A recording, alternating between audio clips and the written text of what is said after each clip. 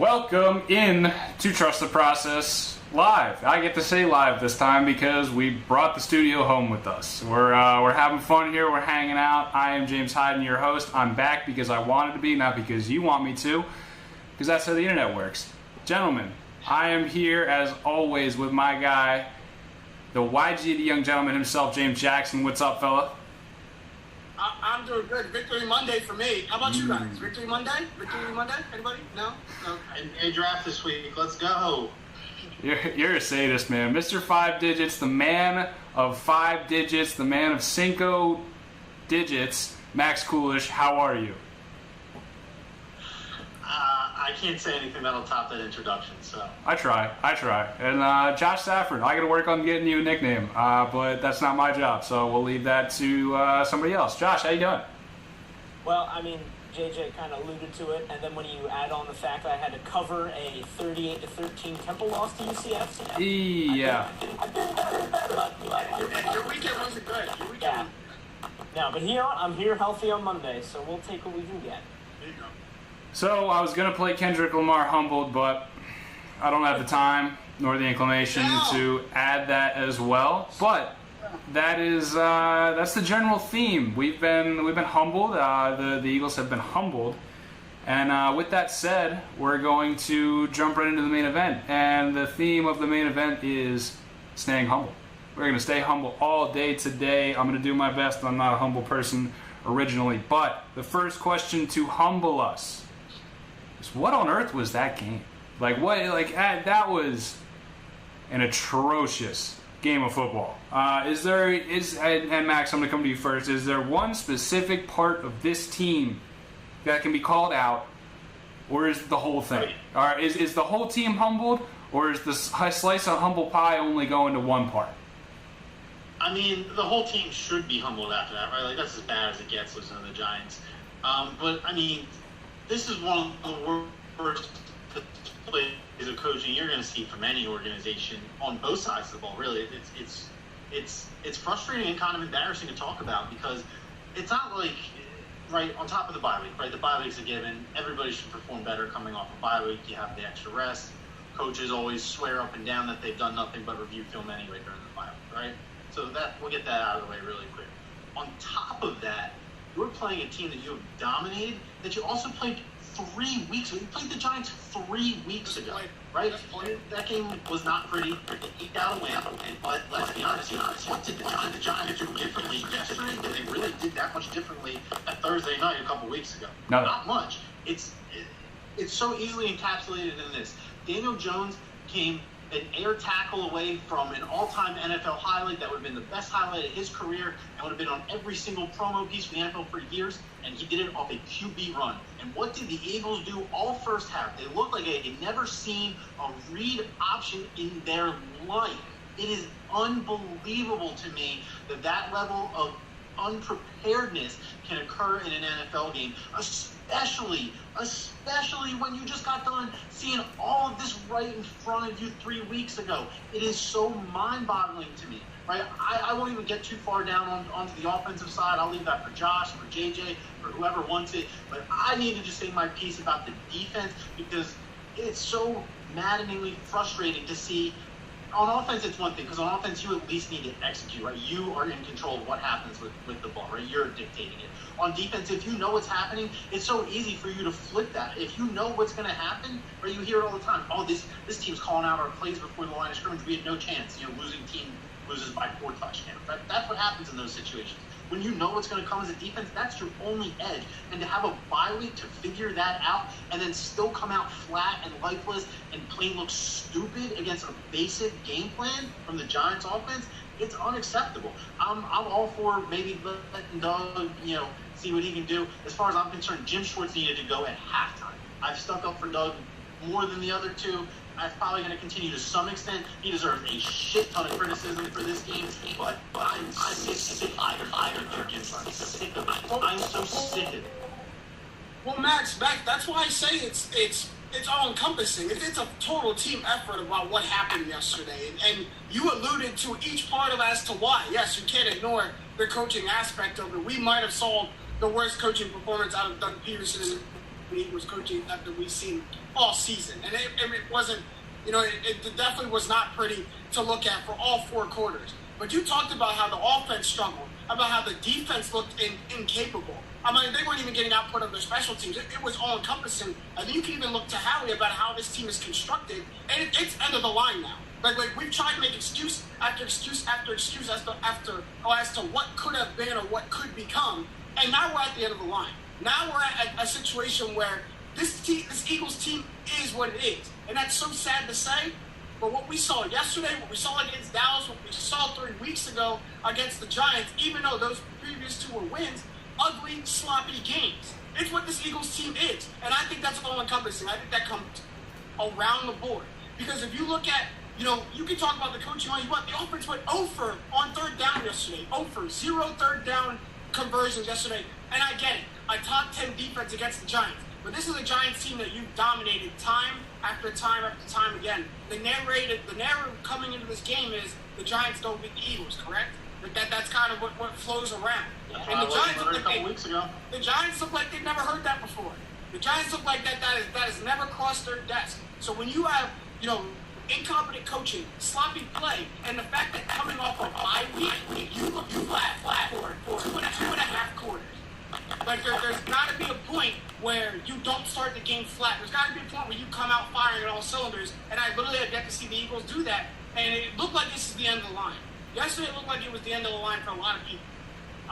You guys covered it pretty well to start, and I really like what Max was saying about the defense, because to me, this game, I saw absolutely nothing different that the defense did. It looked like the same exact Eagles defense for the first 9 weeks of the game.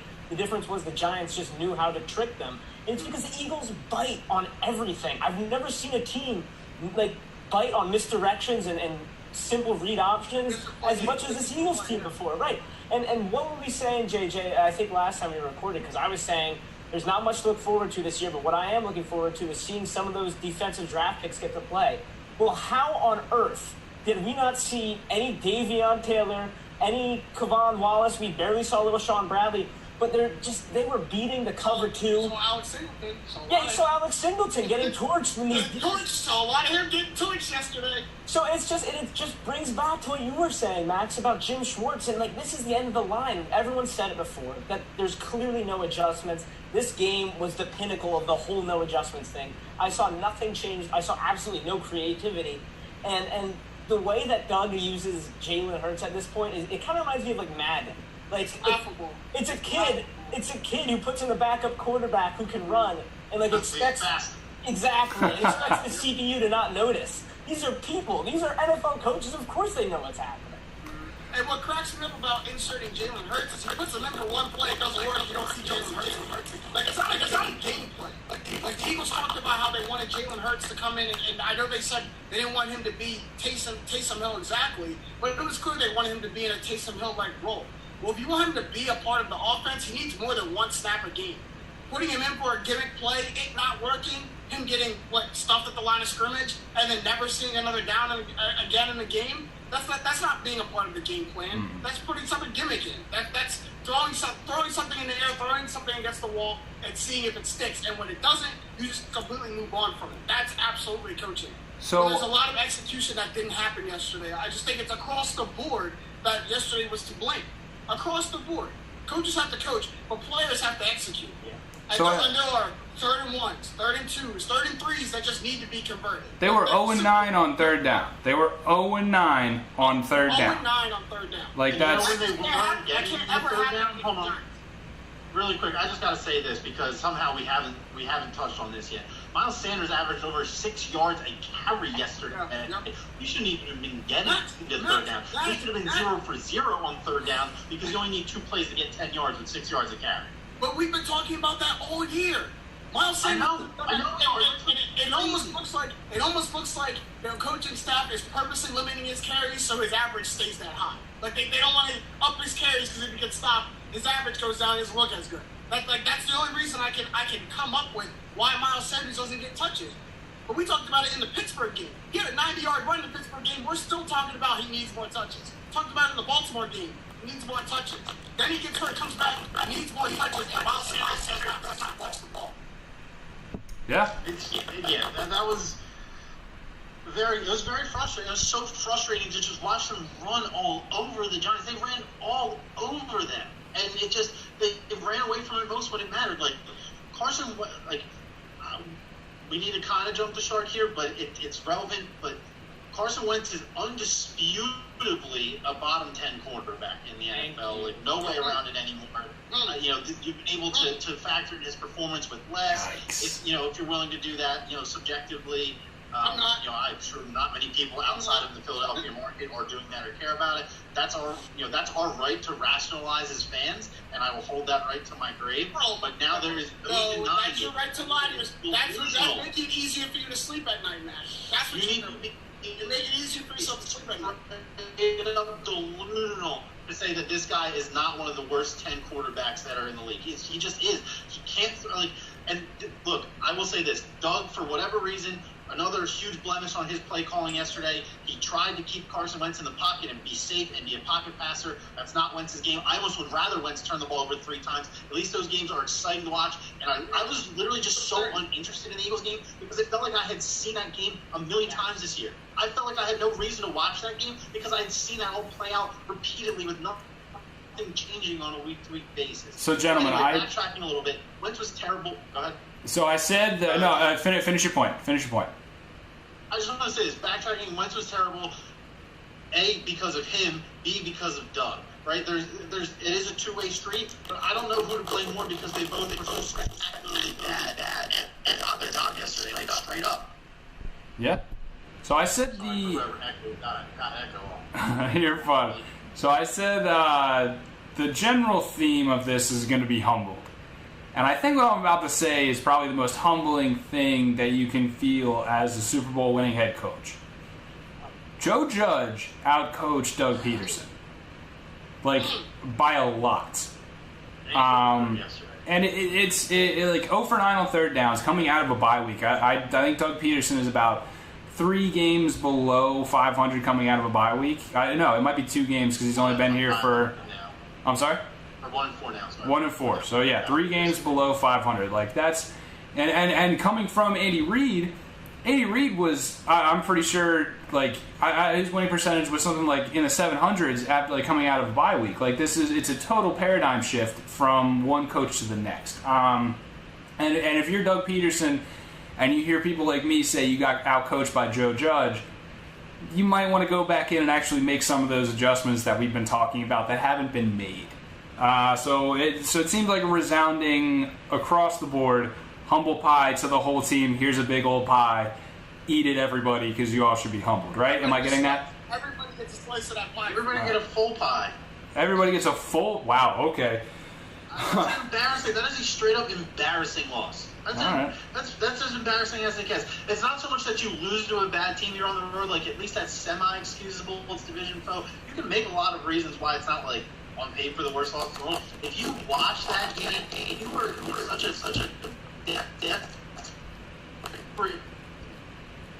place that you needed to watch football yesterday, and you had to watch that Eagles-Giants game. I just feel bad for you because that game sucked to watch. Oh, it was bad. It was so boring to watch. The Eagles showed no life on either side of the ball. I'm going to get very candid for our audience out there. I watched that game yesterday because it's my job. I knew I had to come on this show and analyze it. If I didn't have to come on this show and analyze it, Red Zone would have been on 1 o'clock yesterday. I was doing I call it market research. I was a little bit upset at y'all in the third quarter yesterday because my team was starting to pull away, and I'm sitting here watching y'all stick up the joint when I could watch my team pull in the first place in my division. All right, so we touched a little bit on Jim Schwartz, and everybody's well documented. I am not a Jim Schwartz supporter. In the past, I have called for his employment. First to go, Josh.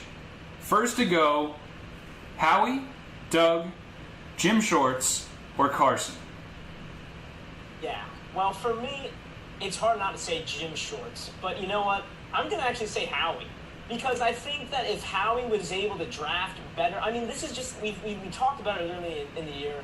This loss to the freaking New York Football Giants shows that if Jim Schwartz had a shred of talent, I mean, okay, there's a shred of talent, don't get me wrong, but maybe if this team was just built better, we wouldn't be talking about this year. And it's just, this is the year where it all comes down, and you see the year and year of bad drafting. He's got some gems here and there, but it's such an incomplete football team, and it's so hard for me not to say Jim Schwartz, because, God, that was terrible. But just look at these guys he's working with. And the offense, it's hard for me not to say Doug, but I gotta believe, I feel like Doug had more of a part in winning that Super Bowl than Howie did. Now, that's an entire different debate. But if we're going to use the Super Bowl as an excuse for one person, I would rather use it for Doug than Howie. He got a few good one-year deals, but ultimately Howie is really just, those one-year deals kind of screwed them in the future, and now is the future. So out of that list, it's really tough for me to pick, but I gotta go with Howie. I completely agree with you, Josh. And that last statement, you took the words right out of my mouth, is you guys sold out for 1 year and kind of knew or expected that in the future we're kind of going to be screwed after the Super Bowl win. And you're right, it's pay the piper time now. Like, now is that time where you've gotten screwed because of some of those deals. And, I mean, I'm going back, Matt, so are we ready to admit it yet? That Jalen Reagor wasn't it? Are we ready to admit it yet? I'm asking every week. He looks good. He looks. But what did you draft Jalen Reagor for? A deep threat down. I'm not saying It's not my fault Doug Peterson's not using him right. No. I think he was targeted down the field.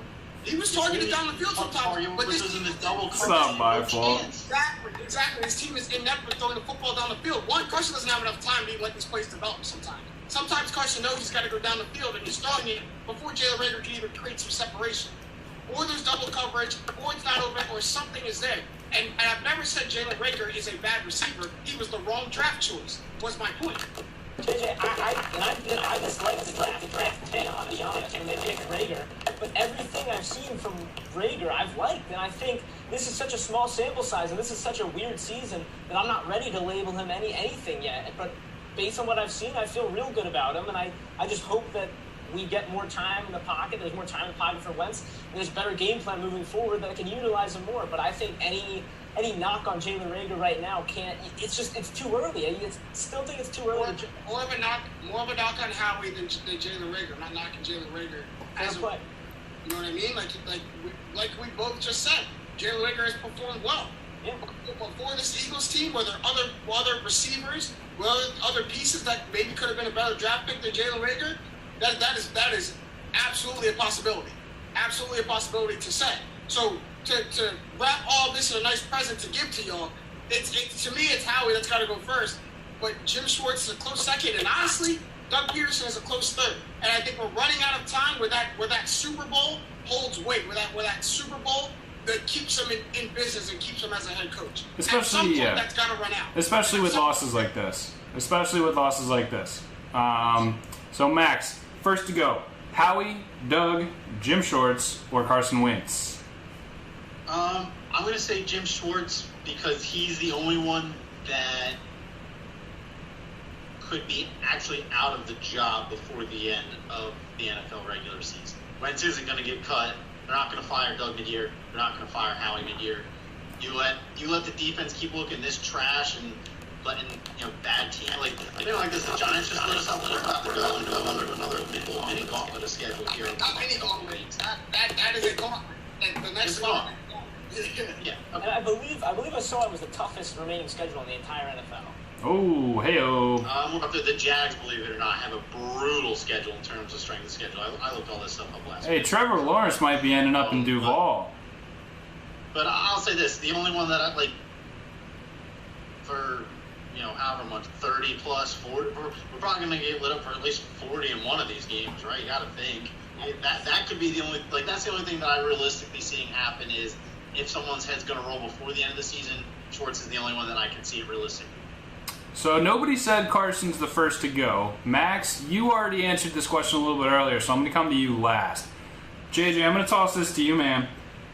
Is Carson Wentz even a top 15 QB? Like, 1 to 15? Hell no. Yeah, okay. He's out. Oh, wow, okay. All right. And yeah. it's going to be a little, shout out to my man Jake Galley, our former host. It's a little bit of a backtrack that I'm going to do right now because I've been holding Carson Wentz to a high standard. I got to take it back. because we've been holding Carson Wentz to this top 15, to this top 10, to this high performance standard, and it's time to rip the label away. And the defense that a lot of Eagles fans have been coming to is we've seen him do it before, so we know he can do it. But the last part of that statement is no longer true. Yes, we've seen him do it before. That doesn't mean he can still do it. That's 3 seasons and a whole lot of injuries to go. This Carson Wentz looks different. It absolutely looks different. So, I want to add something onto this question, guys. When you answer it, give me the most surprising quarterback that's ahead of Carson Wentz for you guys when you think of quarterbacks. So I'm not asking you to rank them, but give me the most surprising one that you would put above Carson Wentz. I want to hear you guys first. I have them. You just went. You go first. You go first. Yes, that's already been determined. Give me a shocking one. That Carson is bottom 10? No, I have a name. I can go now. Look, I'll go first. Go for it. One thing that I want to say, right? I already kind of gave my opinion on in terms of where I rank him, like based on current year performance. 2 things I'll touch on really quick. Yes, Eagles fans, we have seen Wentz play a really high level. He played at a really high level at the end of last year. Like, I'm not going to say he played like at an MVP level, but he played like an MVP in the sense of severely elevating the performance of those around him when they are clearly viewed as. Who did he play at the end of last? Like who did he play at the end of last? Yeah, that doesn't matter. It's the NFL. It's the NFL. Yes, it does. No, it doesn't because you play. That's your schedule. We played those teams. I don't want to know what your schedule is. Don't call him an MVP. Beating 5 of the worst teams in the NFL to win playoffs. That's not MVP. Okay, then think about it like this. If You play who you play. games against those teams scattered throughout the season, then his body of work is going to look better going into the home stretch, and we're not going to be criticizing him as He harsh. did what he had to do. I give him credit. He did what he had to do. Don't call him an MVP from that 5 games. I literally made the distinction saying MVP what? MVP what? Who am I? MVP like he said one single sense of the word. I didn't say he played like an MVP. He played MVP like. Big difference. Anyway, moving on. We have seen Wentz play at a super high level, right? Coming into this year, we have rights. I've said this before. We had the right to be high on our quarterback, right? After 9 weeks of whatever he's been doing, if you're still on that train, then you need to get your eyes checked and maybe your brain checked as well. You might have CTA. But anyway, it's just at this point, I truly think that he maybe just doesn't love the game like he used to. I'm really starting to think that after years of the fan base that you're supposed to be supported by, like, I think it's easy to ignore all the outside noise of the Nick Foles stuff and Wentz isn't the guy, Wentz is injury prone, all that stuff, when at least you have results and you're winning the division regardless of how bad or what happens in the playoffs if you get a concussion or not, right? You have a big victory to celebrate by winning the division. That's a big team accomplishment. A lot of teams would kill to win their division, right? The Redskins, or the Washington football team, money in the jar. Money in the jar, baby. Money in the jar. Washington football team would give every resident of Philadelphia $1,000 if they could win a division title, probably. Right? That's what it means to some teams. And as Eagles fans, we always take that for granted because of how poor the competition has been. So we had a reason, and Wentz has had a reason to maybe be able to block that noise out. But this year, the sky is falling around this guy. The players around him aren't performing. He's regressed. His coaches regressed. The Eagles are a big market team. The noise on us gets personified. Maybe not as the New York teams or, maybe the Bears or, the team Tom Brady's on. But the Eagles are unquestionably a big market team. We get a lot of media coverage, man. It starts to affect your mental. So who's the quarterback? Who's the quarterback? Who's the quarterback? Oh, right. I talked so much I literally forgot. I'm going to say Justin Herbert because I didn't think he was really... Exactly who I was going to say. I gave you the opportunity. I literally gave you the opportunity. Here's another one. Here's one that I know Josh won't say. Derek Carr. Dude, come on, man. How are you going to do that? How can you just take one, man? Now I got to think of somebody else. All right, I got one. Josh? Honestly, you took both of mine. You took both of mine. All right, so before Josh can go, the quarterback for me who's better than Carson Wentz is Joe Burrow. Josh, what do you think? Well, all right. So for JJ. So I was going to say Justin Herbert also, which funny enough. But you know what? I'm going to pick someone who's playing worse than Justin Herbert just to show how bad Carson Wentz is playing. I would rather have Teddy Two Gloves on this team than Carson Wentz. And Disrespect. The disrespect is real. I'm sorry. Now, first of all, this comes from someone who's been a lifelong Teddy Bridgewater stan through thick and thin, for better or for worse. So there is that. But I'm just saying, this comes more from the frustration of Carson Wentz. Just because I've said before, I'm so sick of talking about him. I'm so sick of doing this whole, is he good, is he bad? I just don't know anymore. And today, I'm saying He's not good. What's in your mind, Josh? He's bad. He's not good. So, he's bad. he's just not a good quarterback. Carson Wentz is simply not a good NFL quarterback. And I don't think we brought this up when we were talking about Doug. I saw a nice Dan Orlovsky tweet today saying it took the Eagles until halfway through the third quarter to roll Carson Wentz out of the pocket, where they got 40 yards from doing so, and then he threw another stat out saying the Giants are 26th in the NFL at defending out of the pocket plays. Now, I'm not a huge stats guy, especially weird stats like that, but the bottom line is that's been one of the things that we've been talking about all year is why doesn't Doug get Carson out of the pocket? And thank you, good old Dan Orlovsky, for that tweet, because it totally personifies Doug's hard-headedness and his inability to change. I kind of got off the Carson point there real quick, but yeah, I'm going to go with Teddy Two Gloves because I am just not vibing with Carson.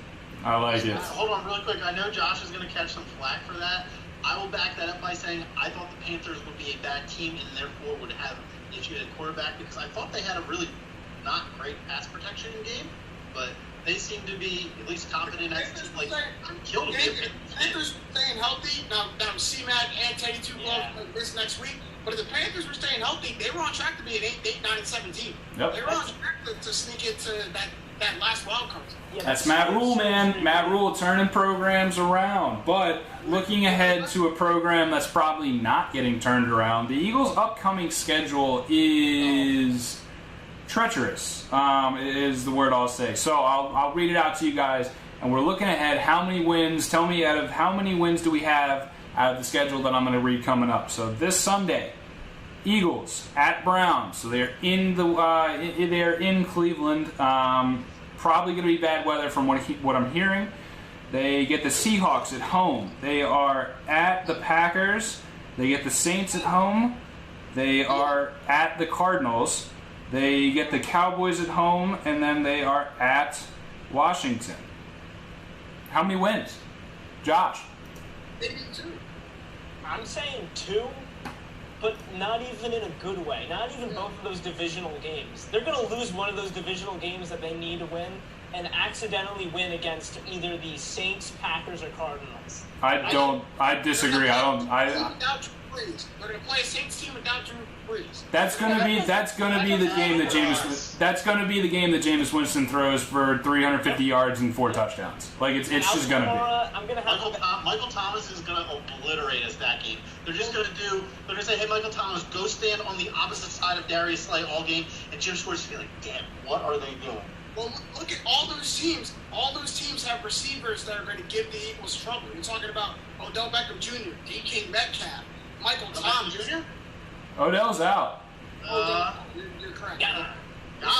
You're talking about DK Metcalf, Michael Thomas, DeAndre Hopkins. Who, God, if you're on social media yesterday, you saw what DeAndre Hopkins did down that game. Live yesterday, you saw that. So, honestly, though, weirdly enough, I'm really scared about this Browns game. I don't even know why. It's just something about Nick Chubb means it. I just got this feeling where it's going to be a terrible to watch game. And what is it with the Seahawks where I don't think there's any more unenjoyable experience than sitting through an Eagles Seahawks football game. That is one that as JJ said, that's one of those things where if I didn't have to cover that, I might not be watching it. That's not true because I'm a fan, but gosh, it's just I know how bad it's going to be. Here's the only silver lining about the Seahawks game. Might be like the worst defense in the league. There's no silver lining. No silver lining. Think about all the Eagles Seahawks games. Have owned us. Doesn't matter who the teams are. But you're playing this year might be the worst defense in the NFL. That's the only. You might not beat them, but you might keep pace. It might look good. My only point. Doubtful. Max, how many? I'll say this: the only games that give me hope.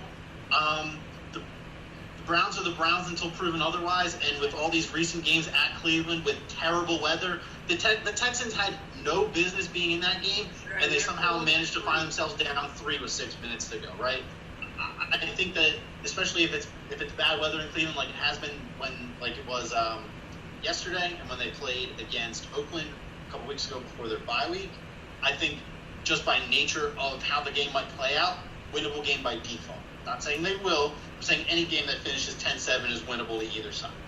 Okay? I think that's fair. I think that's a reasonable. I'll give it to you. All right, I'll be honest. I'm not seeing a whole lot of luck. We snuck a win out at Lambeau last year. No way that happens again. Well, I don't know, man. They looked mortal yesterday.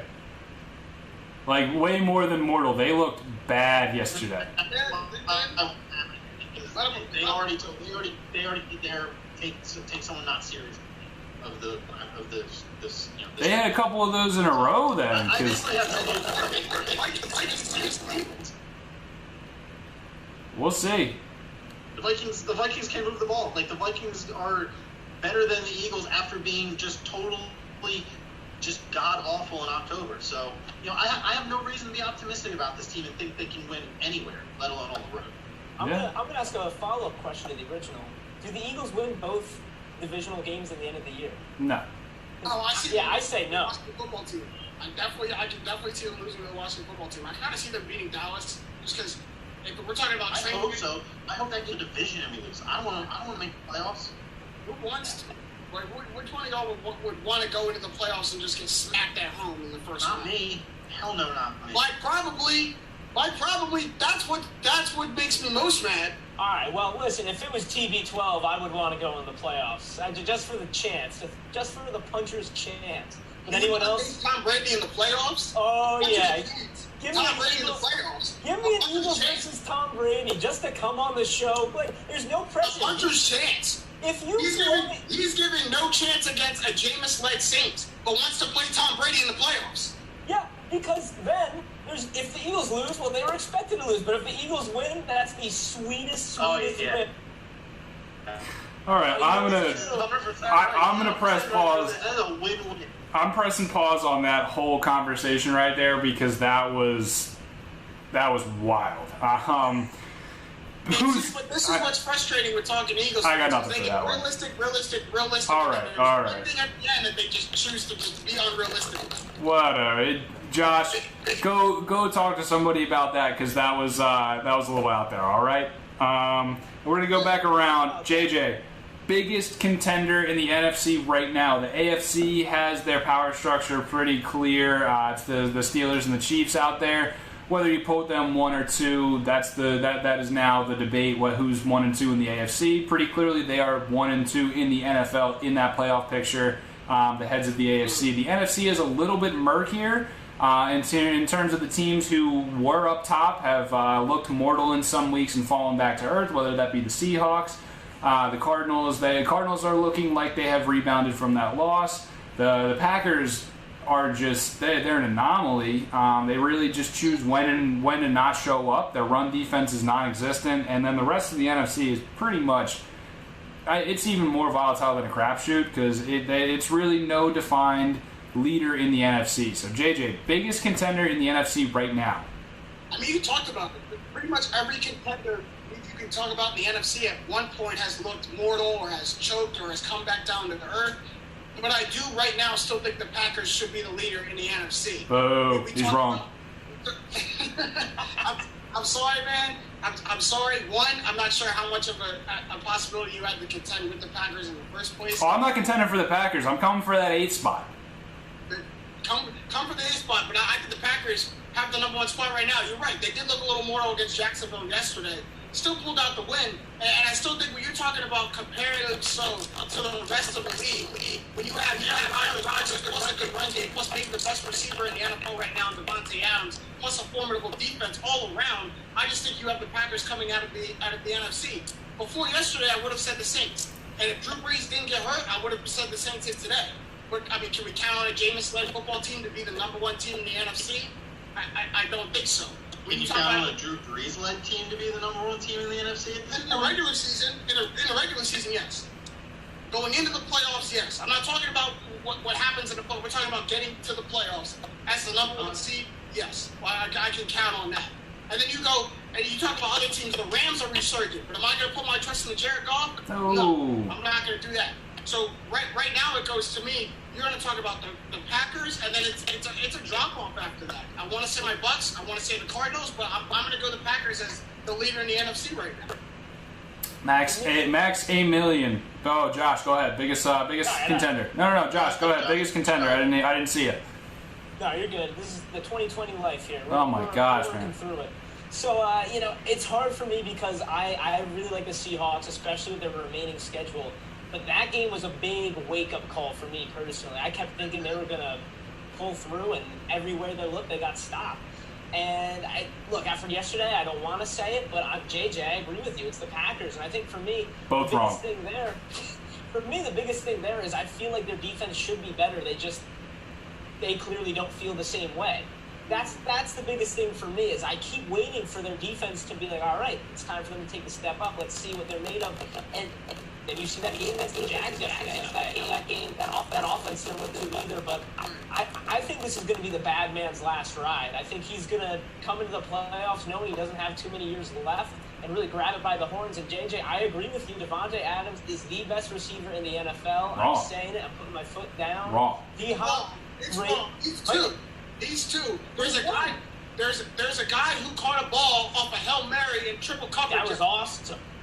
But look at what Devontae Adams has done this season. I have never seen a season like this before. Erroneous on both accounts.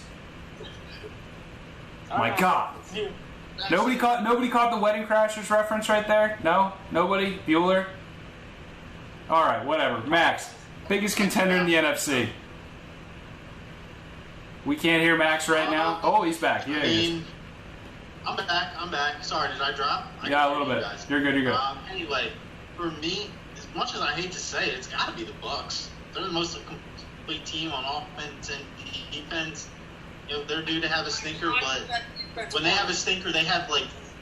I'm not even trying to bust your balls right now. I think that the Bucks, they've had stinkers, and their stinkers are just as bad as their stinkers have been. They don't show up for games. Their stinkers aren't like the Packers, where they're getting dragged wire to wire by lesser teams, or they let the Lions go up on them 14-0 or anything like that. Like if the Packers were playing probably most other teams in the NFL, they probably wouldn't have won that game. Like the Jags are on the road with a backup QB and one of the worst defenses in the league, and they hung tough start to finish. So I can't reason my faith in a team like the Packers who are playing down the competition every week, because that's not how you win a Super Bowl. You can't be neck and neck every game and expect to win every 50-50 and come out on top in every one-score game. So I'm going to say the Bucks because they are very balanced offensively. They're very balanced defensively. Obviously, they have the experience with Tom Brady. They got a nice mix in terms of rookie playmakers. New guys like Antonio Brown, who's not a rookie, but he's a new guy there. Obviously, they have an entrenched system in place, established head coach, established defensive coordinator. I think the Bucs have a lot of reasons why you should be hopeful or cautiously optimistic. Maybe is better for JJ, because I don't want to. Well, that's okay. You don't have to give me anything, Max, because we're number one in our division. Like we're 7-3, so like that's you don't have to give me anything. But where I shy away. Don't pump the brakes earlier. Come on. Where I shy away from is you talk about our defense, being very balanced and very well rounded. I mean, if Daniel Jones is anywhere, above an average quarterback, we lose against the Giants. That's I think just plain and simple. He missed 2 wide open touchdowns, and we won by 1 score. So, we've seen that was 3 weeks in a row that our defense hadn't showed up, and they didn't show up for the first half of yesterday. They showed up for the second half, and ultimately, blamed a hurt Panthers team. But that first half, they did not show up. So our defense guys have a propensity to give up a big play, but I think the most important thing is that you have a really underrated on defense, and you have a good pass rush, and the big plays don't have time to develop when you're up in the fourth quarter usually. But yeah, that is definitely been the one weakness. If you guys aren't able to keep the top on the defense, which has happened here and there, that is definitely the one thing that can bite you. But in the playoffs, the big play is so rare because teams are so scared to get beat by it. You have to build 8, 9, 10 plus play drives to basically move the ball in the playoff. Teams play so much more reserved. They're so much less willing to let the big play happen, even compared to usual. So I'm going to go Cardinals. I'm going to go Cardinals. No. I'm going to go Cardinals. I'm going to go Cardinals. I'm going to go Cardinals. I'm going to go Cardinals because I don't believe in the Seahawks anymore. Let me clarify that. I believe in Russell Wilson. I don't believe in the Seahawks anymore. The Packers are frauds. Straight up, Packers are frauds. The Saints, even if Drew Brees was there, the Saints are not. They just don't show up in the playoffs. Cool, love it. Let's see who else. The Bucks. And here's where I clash. When I'm looking at playoff teams, I look at both sides of the ball and I say which one's the strongest. Like if it's where's their strength, offense or defense. The Bucks, I think the jury's still out on their offense because of the chemistry and the games they don't show up. Now, if they can be more consistent, they're by a mile my favorite in the NFC. The Cardinals, when I look at them, I know they're going to score points, and they proved that yesterday against Sean McDermott's defense.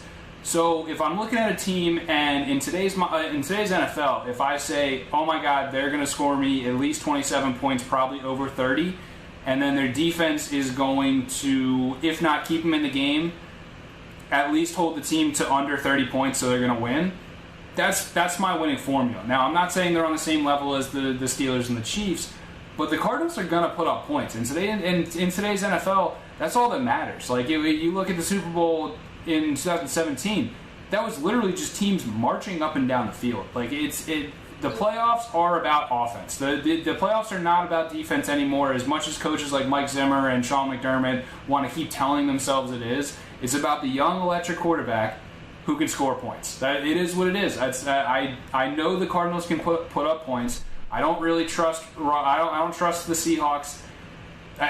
When I'm looking at the Seahawks, their defense is so bad that you can't put up enough points to make me feel comfortable. That is what. So I'm going Cardinals.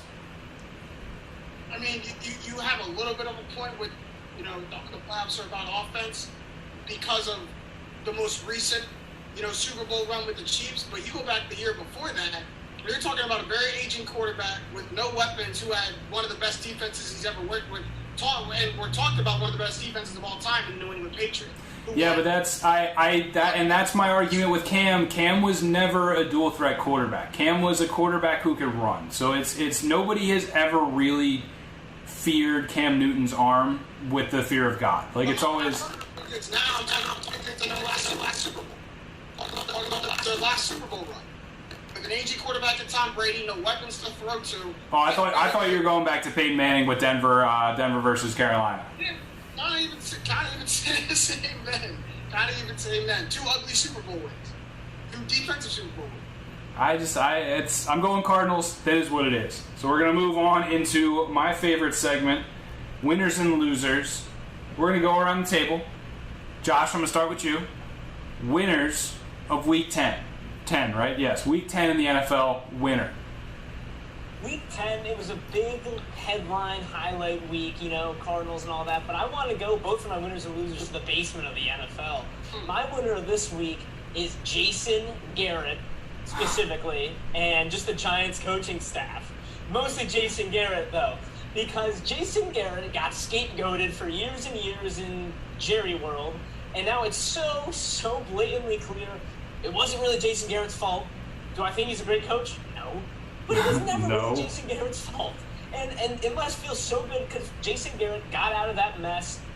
It's probably one of the best jobs you can have theoretically in sports, but he was probably miserable. Now he's just taking a little backseat in New York, offensive coordinator, and he hasn't had a great season. But look at how well he's done without Saquon Barkley. That shows offensive creativity, and that was just such a good win. I give Jason Garrett all the credit, and he must be laughing every time he watches a Cowboys game. It makes me feel a little good as a Cowboys hater, but picking against myself here with the winner of the week. All right, Max A. Million, winner of the week. I mean, it's got to be the Cardinals, right? It's got to be the Cardinals. You pulled off the trade of the decade. You absolutely fleeced another team for one of the best players, regardless of position or age or pay grade or whatever, one of the best all-around players in the NFL. And what does he do after, I don't want to say a quiet season, but he hasn't really been able to take the top off defenses. He's been getting doubled a lot. He's been mostly used as a safety valve, move the chains guy, a lot of catches, not a lot of yards per catch. But to be the Cardinals and to literally see your guile and your investment in making an aggressive move like that, even though any team smart enough to have those pieces and get offered that is going to do it. But just being able to find that deal, capitalize on it, and then what happens? This guy delivers the play of the year at home, give momentum boost for a season you possibly asked for, and and just like that, after all the craziness that happened in the Rams game with Seattle, the Cardinals are in first place in the NFC West, so they got to be the winners for me this week. All right, JJ, winner of Week 10 in the NFL. Winner of Week 10, Superman, baby. You talk about a guy who was on the hot seat, talked about getting benched, talked about losing his job, and what does he do? How does he respond? He goes and beats, albeit a Baltimore team that hasn't lived up to completely the hype that we thought of it. They've been, say it with me, they've been shaky, baby. 100% has been shaky, but that's still one of the best teams in the league, the most impressive echelon team, I will say, in the Baltimore Ravens. A guy, Lamar Jackson, who hasn't been doing completely great, but if you look at his numbers, he's kind of on pace and kind of similar numbers to where he was last year in his MVP season. Not lighting up the scoreboard, but Lamar Jackson isn't a bad quarterback. Cam Newton outduels him, goes and gets a much-needed win on Sunday night, pretty much saves his job. Like, Cam Newton had a great performance last night and is definitely my winner of Week 10. If anything, he silenced a whole lot of critics and a whole lot of doubters last night with that win. I love it. My winner of Week 10 is going to be Frank Reich and the Indianapolis Colts. They don't look now, gentlemen, but Indianapolis is 6-3, and come on, fast. They got a good team out there. Phil Rivers has seemingly crawled out of his grave for a little bit more. They're not doing it with anybody spectacular outside receiving for him. Jonathan Taylor isn't the world beater everybody expected him to be coming out of college. But they're chugging along, and that defense is really good out in Indianapolis. Xavier Rhodes, whatever, I'm not going to talk about that. But that defense looks pretty good, man. So my winner of the week is going to be Frank Reich and whatever's left of Philip Rivers. So I will put some respect on that name, Hall of Fame Phil Rivers. You are right. Josh, we're coming back around, man. Loser of Week 10. Oh, man, and just one more thing. I want to change my defense. Look at Julian Blackmon, because I said Jeremy Chin, but wow, Julian Blackmon is the real deal. But as I said, I'm going with basement teams for Week 10. My loser of the week is Mr. Mustache himself, Gardner Minshew. I never bought into the Gardner Minshew hype train. It was kind of like how we talked about Jalen Mills. Jalen Mills' agent knew what he was doing. He said, make your hair green, they can't cut you. Gardner Minshew's agent said the same thing. Keep the mustache, really hype it up, then they'll keep starting you. Gardner Minshew, he is nothing special. He's fine. He's like the 30th best quarterback in the NFL. But I guess Jake Luton is just as good.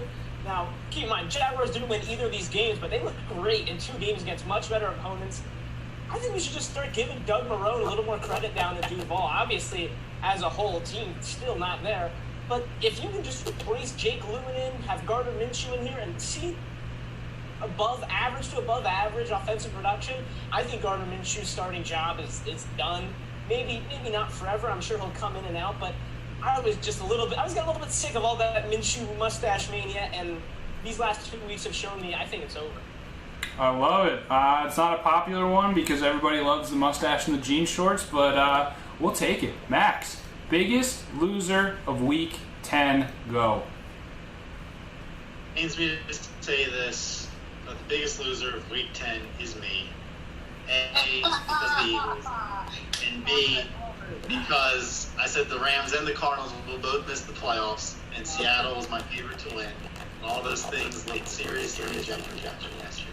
Yeah. I'll not be taking any further questions at this time. Please, all right. JJ, Week 10 loser, my man. What's up?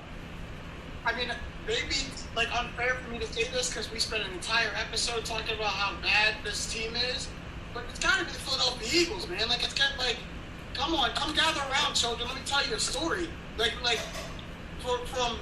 it's hard to say that the losers of Week 10 because you still find yourself on top of this god awful, just absolutely. That is why we're the biggest losers because we slipped and we're gonna get a bad draft. And you're gonna get a bad draft. Hey, there you go. And there it is. And being the top of the division is probably what's keeping you guys from firing people you should be firing. Like it's hard to fire people when you're like, God, but we're in first place. So why mess with it? Like so good. It's good enough, right? Like that, I think that's what the mindset of like, yeah, it's not good, but it's good enough. Like we're gonna make the playoffs. People get bonus. We had this conversation at the end of last year. Yep. Yep. And you guys made the playoffs and it kept everyone in power. People get bonus. Make the playoffs. People make more money when you make the playoffs. That's gonna happen. But after watching that performance yesterday, after getting outcoached by Jason Garrett and Joe Judge, a person who grew up idolizing the Eagles, and that like. And he's got 3 wins on the season, and he's happy because one of them is against the Eagles. The Eagles are the biggest loser, man. Eagles. I know it's like a low-hanging fruit for me to say, but someone had to say it. Someone had to say it. So I'm going to go, the biggest loser is probably Alex Smith. Alex Smith had a great day yesterday. Everybody knows the story.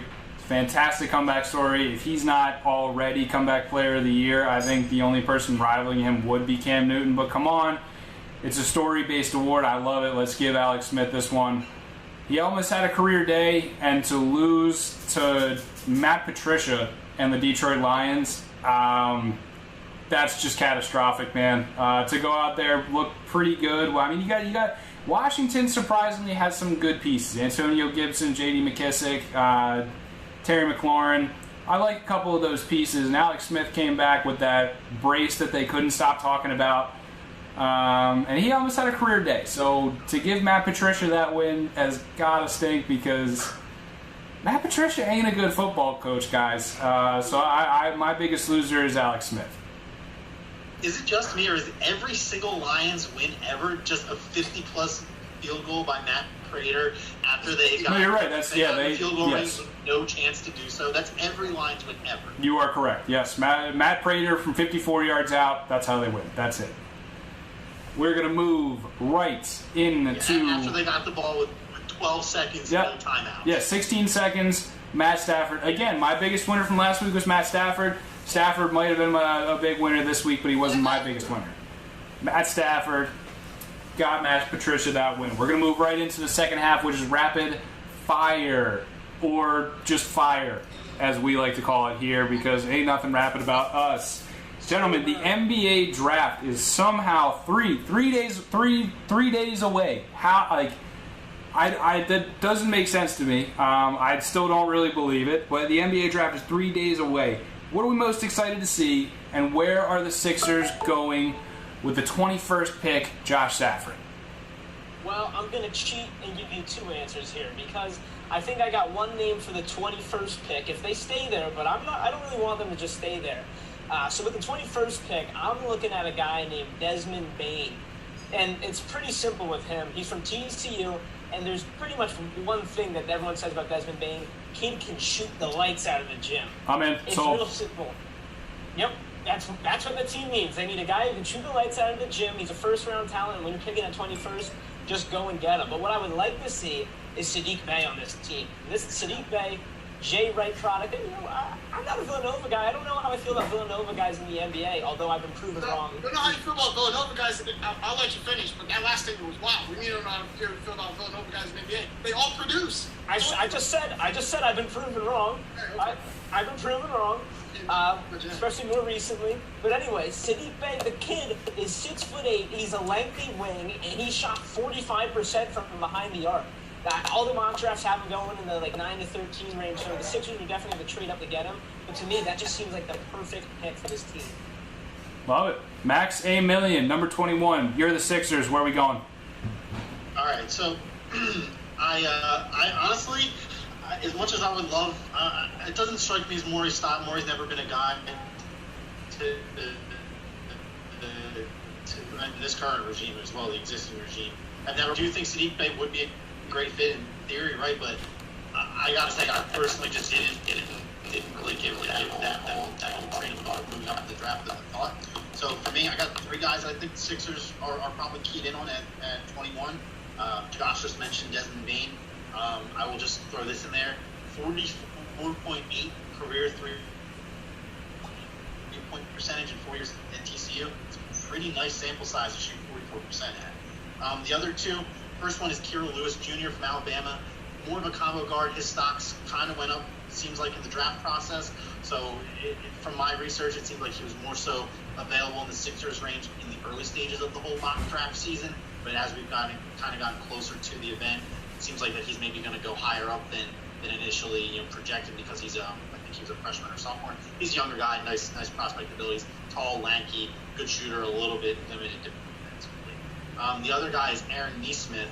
I might be saying that wrong, but I think it's Nesmith from Vanderbilt, who is also a combo guard, but he's much more of a traditional guard. He's an above average shooter, but also has the ability to put the ball on the ground and kind of get his own drive going, that's something the Sixers have really missed, right? Like, we have people that can handle the ball, but people that handle the ball don't really take it all the way to the rack. Like, Ben Simmons would love to, but defenses don't really let him get from picking up the ball at the top of the three-point line and letting him get to the rack, when there's no time left on the clock. Obviously, you don't want the guy who you pick at 21 to come in, have to take the responsibilities of being the guy who's chucking up a shot with 3 seconds to go on the shot clock. But the point stands is that he can create for himself in multiple ways.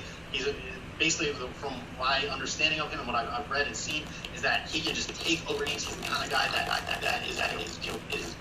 is consistent, maybe a little bit inconsistent here or there, but the nights that he's on, he will just take over a game single-handedly, capable of shooting 60+% from the floor on the nights where he picks it up. And even if he's not shooting in a super high volume in the NBA originally, if you can shoot 60% from three in one game, that might mean you went 4 for 6. And if you're a rookie chipping in 12 points with 4 threes, that means you had a good night. So I would like to see them target one of those three guys.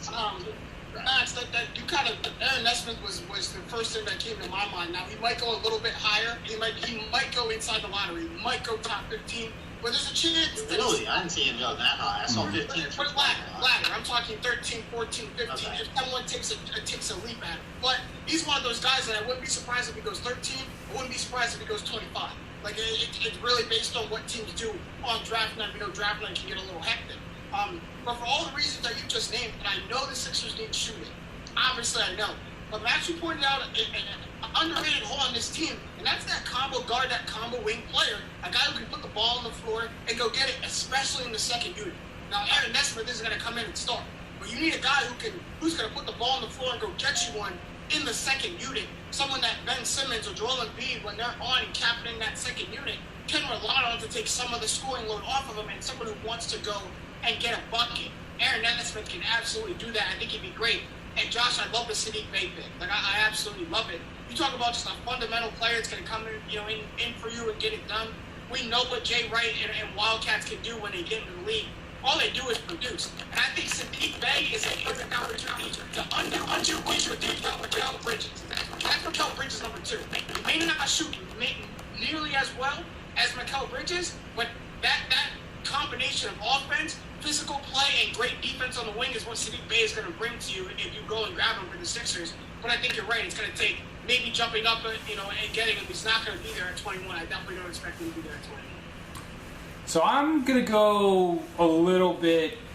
My school of thought is still that you need a ball handler next to Ben Simmons. I'm still looking for what Markelle Fultz should have been. So I'm a sucker for big schools. That's fine. Blue Bloods. Give me all the blue blood kids. I'm cool with it. So I'm going to go Cole Anthony at UNC. Kid shot about 35% from 3. He can play. He's a natural point guard. He's 6'3". A little bit of work on the defensive end, but the kid can handle the ball when you want to put Ben Simmons down at that dunker spot. And it's just he can shoot about league average. That's all I really need. I need somebody to be what Markelle Fultz should have been, and from a blue blood school. So Cole Anthony, come on down. He should be around in the 21 range. So yeah. I'd be surprised. Cole Anthony is at 21. Something went wrong if Cole Anthony slides all the way to 21. I think Cole Anthony is definitely top 15. Definitely going top 15. If we're going to talk about 21, and we're talking about guys maybe like Trey Jones, who are late second round high, or late first round high, second round. Maybe if you're talking about guards, you're talking about a guard from Blue Blood. I thought you were going to go Trey Jones. If they take Trey Jones, I thought about going Trey Jones, but 21 is way too high for Trey Jones, in my opinion. Fair. For what the target yards that you're explaining in the draft, you're explaining Trey Jones. I would agree. Trey Jones is that's taking a leap of faith to take Trey Jones. Yeah, don't get me wrong. I may just be draft crushing here on Cole Anthony, which I have been guilty of in the past. So that's cool. Let's see. Second rapid fire question. Ooh, this is a good one. JJ, I'm gonna come to you first, man. Should the NFL alter their playoff format in order to avoid another NFC lease situation like this year? I want to hear your answer to this, man. To quote one of my idols, and Stephen A. Smith, what do you think? Of course. Who wants to see a 6-win team in the playoff? Like, I'm tired of this. Who wants to see this anymore? We're about to see it in back-to-back years where a team should not be there is not only going to make the playoffs, but host a playoff game. Now, it's one thing if an NFC East team makes it because they won their division. It's kind of like you beat who's in front of you. You can't really blame them for that. But to give them a home playoff game, to make someone travel states away to come and play them at the link and give them that home field advantage, albeit probably without fans now because he's shut down. But to give them that home field advantage is a crime. That's it. You want to talk about fairness? There's just no way that should be allowed to happen. There's no way if you're the Eagles or if you're any NFC East team, you should feel okay with that.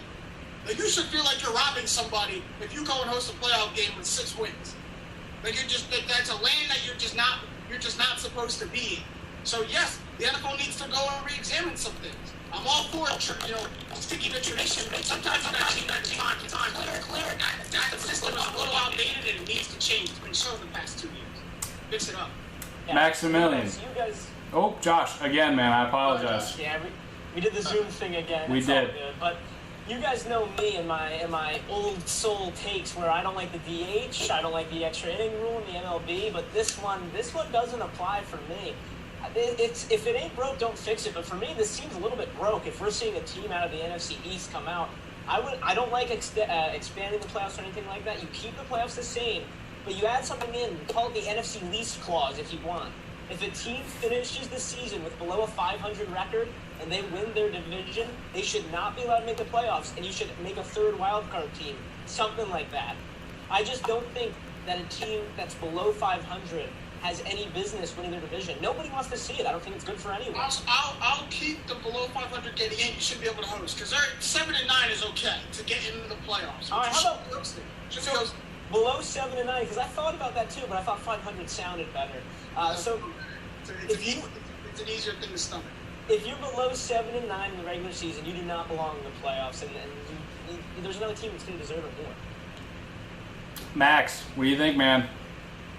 I think both of you are really, really wrong on this, but I think JJ is slightly less wrong.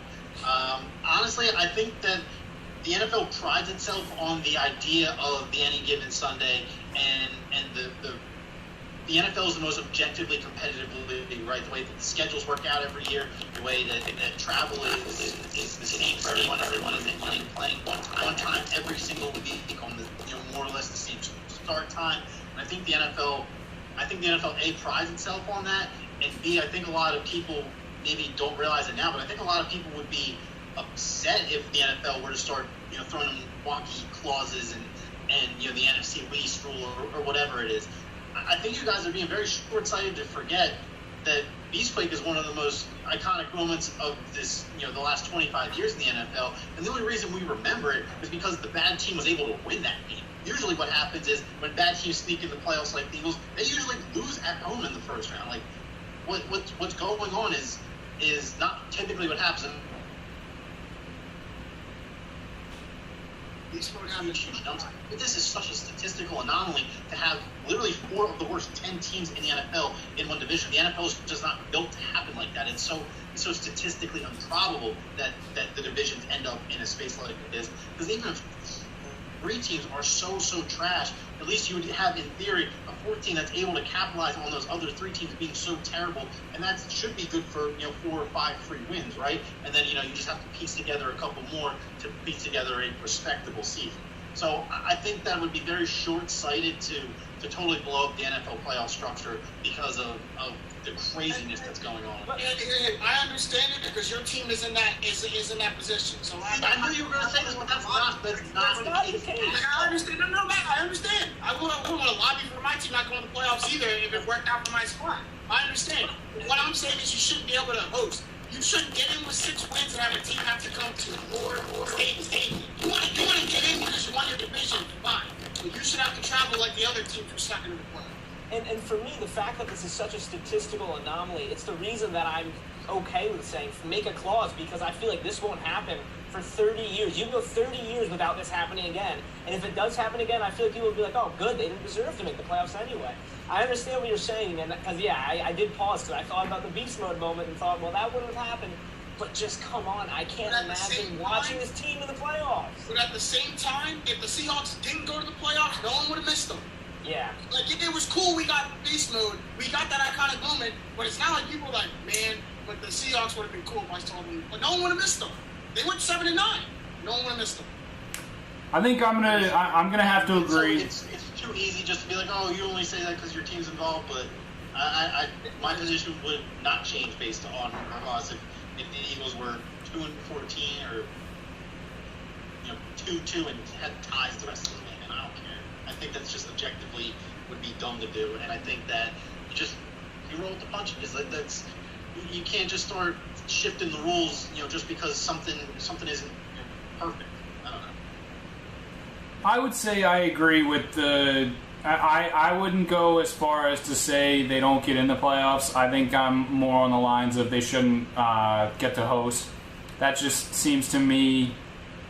It makes sense to me. I could be persuaded either way, and I think there would be travel conflicts, scheduling conflicts, etc. with that switch in the playoffs. I don't know what exactly that would look like. So, I mean, me personally, I want to worry about this whole potential 8 seed now before I think about rewriting the rules of the playoffs altogether, which, by the way, I'm not even. This 8 seed might just create an entire shit show, but we're here for it because we get to commentate on it. So. Hold on, really quick. I'm kind of excited for it, but it's interesting to see. I don't want it. Really quick before we move on here with this whole debate about, should we punish bad divisions for having bad teams? When are we going to start doing things for teams that win 3 division titles in a row? Hey, you're ineligible for a bye because you've dominated the 3 other terrible teams that give you 5 or 6 free wins. Max, what? You're going to punish someone for being good year after year? No. I'm saying that your point is that you're punishing a division for being bad. And my original theory was that if the division is so bad, that one team will rise to the top of it. That's not happening in the NFC East. But if that does happen, why aren't we punishing for that team for taking advantage of the bad division? There's no team in that division that rose to the top. I'm talking about 4 bad teams in a division, not 3 and 1 good team. Not 3 5-win teams and a 10-win team. I'm talking about 4 sub-7-win teams. That's a difference. There's a difference in that. I'm just saying, you're absolutely correct. The Patriots winning the AFC East year after year after year after year, but they did that with 10 and 11 wins. Team finishing 100. It should. I'd probably just cut out. So I'm just gonna forget it. But I'm sure it cut out. It's getting to the point where you cut out and you're calling your own cutouts. Oh, yeah, my goodness. Internet connection's unstable, so pretty dead giveaway. Josh, my man, I'm going to come to you with this last one, all right? We know it's going to happen, and before I read the question, the NCAA has now come out today with they are trying to host a quote-unquote bubble in Indianapolis, of all places, to host next year's NCAA tournament because they lost all of the revenue from this year's tournament. And for those of us who went to school for sport and rec management, the NCAA gets about 76% of their revenue, yearly revenue, from that one tournament. So they are hurting bad. Well, they shouldn't be, but they are, because that's a deep rabbit hole that we're not going to jump into.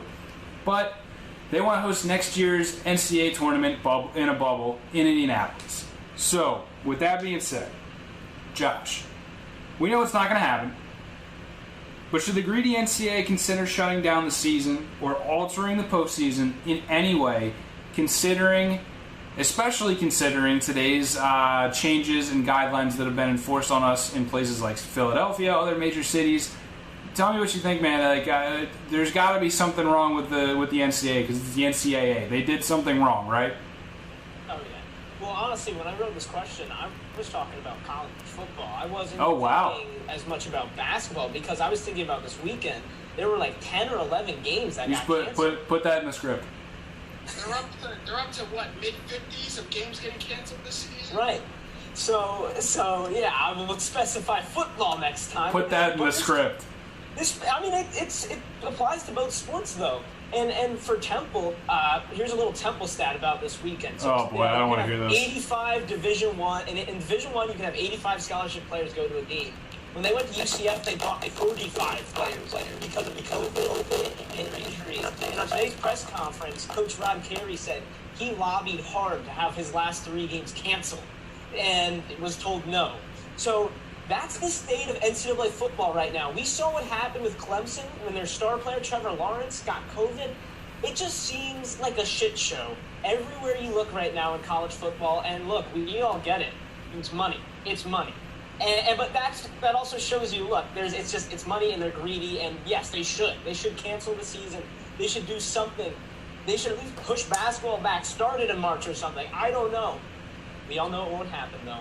That's the thing. We all know it's not going to happen. Too much money. I'm going to kind of disagree with you, Josh, on not the NCAA football part. Yeah, that needs to go. And I've said that since week 1 of the college football season, that they're just full steam ahead on doing it normally. The only thing they're doing is testing after games. That doesn't prevent anything. That just shows you if you got it or not. And then their only protocol is to quarantine for 10 days and then throw a helmet and pads on and go back out. Hopefully you don't get it again. Clearly that's not working. But at least the NCAA basketball committee is adopting something that they've seen work. And that's a bubble situation. They've seen it work. NHL and NBA, 0 cases.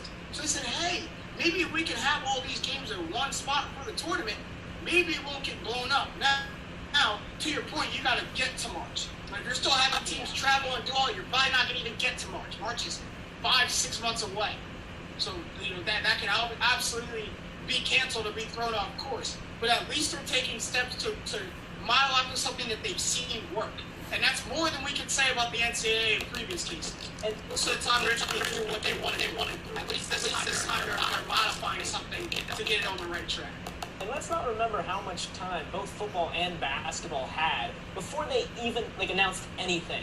There were months and months where NCAA was absolutely silent. All the conferences were silent, and it was kind of like a month before football season. They just slapped a few schedules together and said, "We're playing." The NFL too. The NFL too. Yeah. Not off the hook in that scenario. No sir. Max, insult the NCAA with us.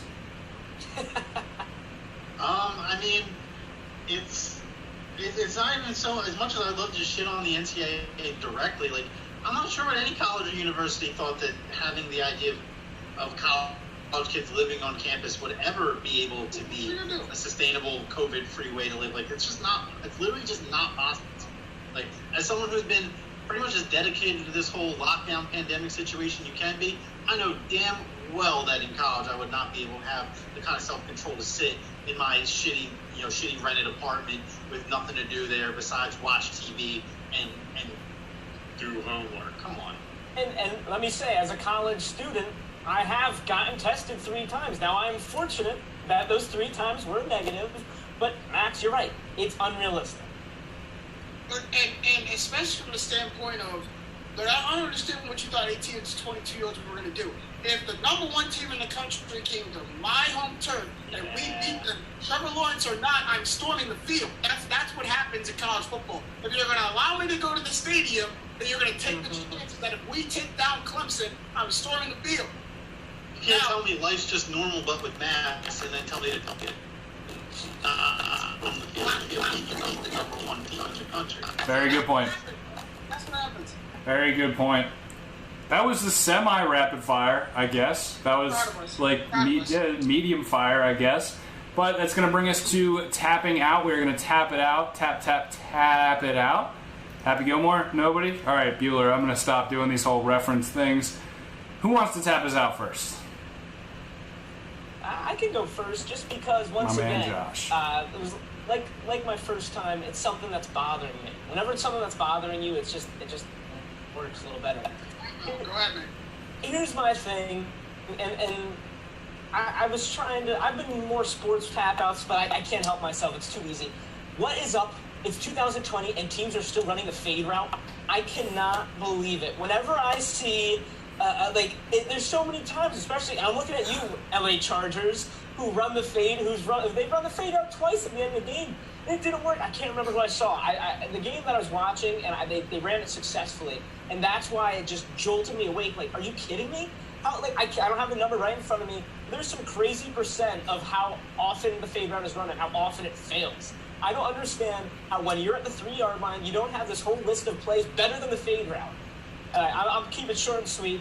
I hate the fade route. Don't understand why it's still being run. I mean, look, my best receiver has got 4 touchdowns this season, pretty much all in favorite routes. So He's the only one. He's the only one. Not only yesterday too. It wasn't really a fade route, but it was a jump ball in the back of the end zone. So we're pretty much specialists at this. Josh is fading the fade route. Who's tapping us out next? Mac, JJ? You want me to go, Max? I'll go. Yeah, you got it. I'll go. I've been a journeyman in the NBA because my favorite player is Chris Paul. I've had to pack my bags, and I've had to go to a lot of places that I didn't think I would have to go to. Phoenix was literally the last place I ever thought I was going to have to go. So I'm not really here to talk about Chris Paul in general, what he's going to do with the Suns. Although we're in for another first round exit in 7 games. Wow, look how impressive that was with a young team. Good job, Chris Paul, which I'm tired of seeing. And Josh, last week when we recorded this over Zoom, it's exactly what I said, or 2 weeks ago, that's exactly what I said I didn't want to see happen, and it's going to happen. But my tap out is this. Don't ever question my loyalty. Don't ever do it. I've been a Buccaneers fan since 2002. We've made 1 playoff appearance. I've been a Chris Paul fan since 2007. I've been in New Orleans. I've been in LA with the Clippers. I've been in Houston. I've been in Oklahoma City. And now, damn it, I'm going to the desert. So don't ever question my loyalty. If I say I stand behind something, I stand behind something. Go Suns. Wow. I'm That. pissed about it. Oh my word. Bring some suntan lotion, I guess. You know what I mean? Like it's hot out there. Max, tap us out, baby. All right. Well, I'll do my best to keep this a nice mix of lighthearted but serious. As of today, re-lockdown orders have been issued various places nationwide. Us in Philadelphia and greater area pounding it. A lot of those impacted. It sucks. There's no way around it. I will say this: 2 things. A, take comfort in the fact that it's winter. We complained enough about having the country shut down that we got a summer, and we had to do it with masks on the whole time. So at least now you're stuck in your house anyway, probably. Just deal with it. Please, we're almost at the end of this thing, hopefully. Hopefully by spring, like they're saying, vaccines will be good to go, publicly available. Fingers crossed we'll get to that when we get to that. On the other side of things, we as a country, for lack of a better phrase, we deserve this. We have done nothing from the top down to stop or halt or alter the trajectory of this. We as people have not taken the responsibility to not see our friends and to not go out and to not do things. I've been minorly guilty of this, like pretty much everyone at this point, but that's the truth of the matter. That a lot of people, to every type of degree, have just done what they wanted to do and just tried to hope that they can just push through this with the mask on and keeping their distance in line and using hand sanitizer more than normal. I've been trying to take this as seriously as possible. I'm not going to sit here and say I haven't met up with small groups of people and have not go crazy. That's some kind of human interaction. We did this. We were so stubborn in doing this that it's at the point where we have no other choice. So suck it up. Hopefully, in a month and a half,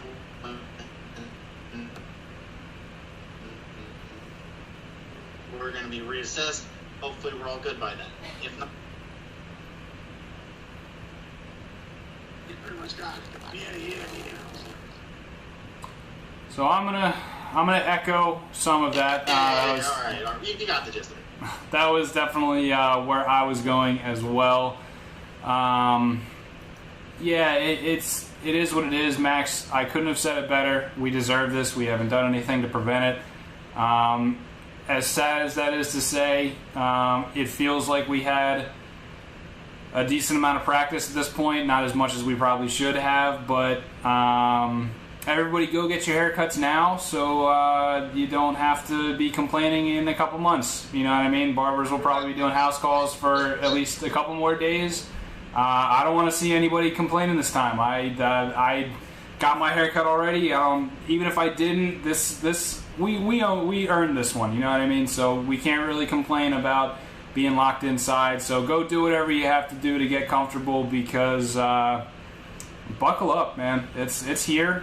This is a real deal, and if you don't want it to happen again, be a responsible adult. That is going to be it. That's all I got to say. See, anybody want to take 30 real quick before we get out of here? I'm down to give out some 30s. I feel good about the Sixers draft this year. I think this year compared to last year, especially, there's a lot more of position of need in our picking vicinity than there was last year, and I'm hopeful that we can get a good contributor piece. I like it. Well, on that optimism, it is it's always a pleasure to talk to you. And from our home offices, but coming at you live, this time we are Trust the Process Live. And as always, we are brought to you by My New Philly, where something is always new and everything's always Philly. Everything. Always. Have a good night, Philly. Buckle up and have fun with that lock-in.